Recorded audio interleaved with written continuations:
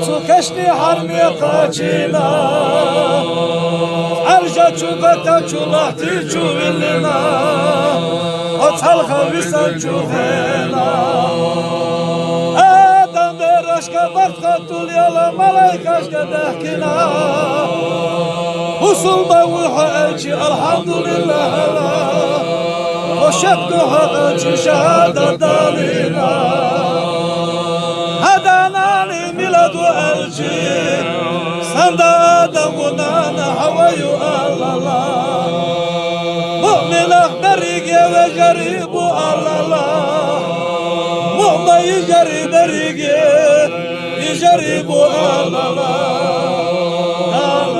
Allah kurba La ilahe Allah dakili ve ilahe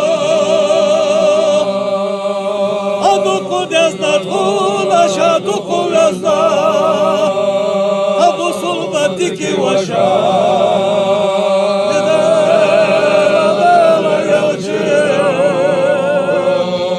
Hacı Arzu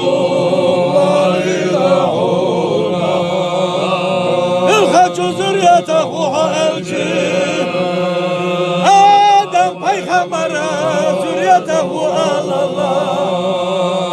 İlhacu milletehu elçi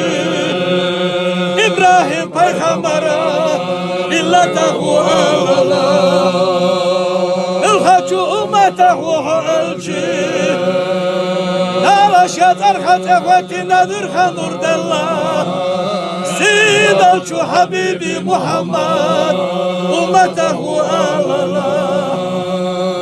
Dünya köhdali peygamber mi gergediyor dünya huyuhuz Ey halesne ustaz bilavu elçi Talaş yeveli vina şeyalçana varis vina Alamana uvina ve itina valuh İlaskan ya dala gayliyet ve yarik Kişi gadi mübarek hacı ve alala Alay ala burba